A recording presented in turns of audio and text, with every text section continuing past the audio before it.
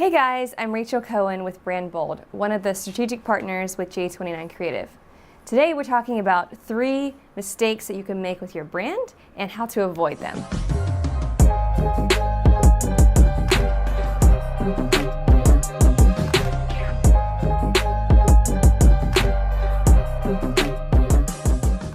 So the first mistake that can happen is not thinking through your brand and going straight into marketing. So not really knowing who you are, not really knowing what your tagline is, your statement, your audience, where you're really wanting to go, and then just pushing it all into marketing. So that's the first mistake. How to avoid that? Sit down with your core team and really think through that. And even pull in people that maybe aren't part of the core team to get feedback on if that's accurate for your brand as well. And really iron out those pieces and then put it into marketing.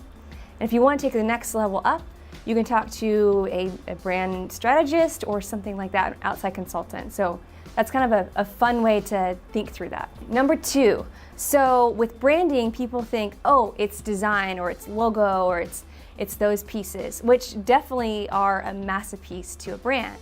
So one mistake that I've seen is not really thinking through design, not really having a strategy or purpose behind what a design is. So it's really easy to look at a competitor and want to kind of match what they're doing and use their colors and all these things.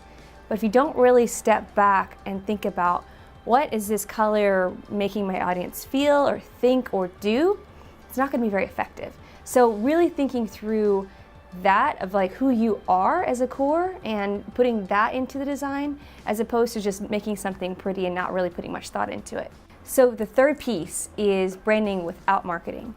So you've got this great product, you've put all this hard work into it, and just sitting back and waiting for things to happen. It's very important to really iron out your brand, really know who you are, really iron out where you're going.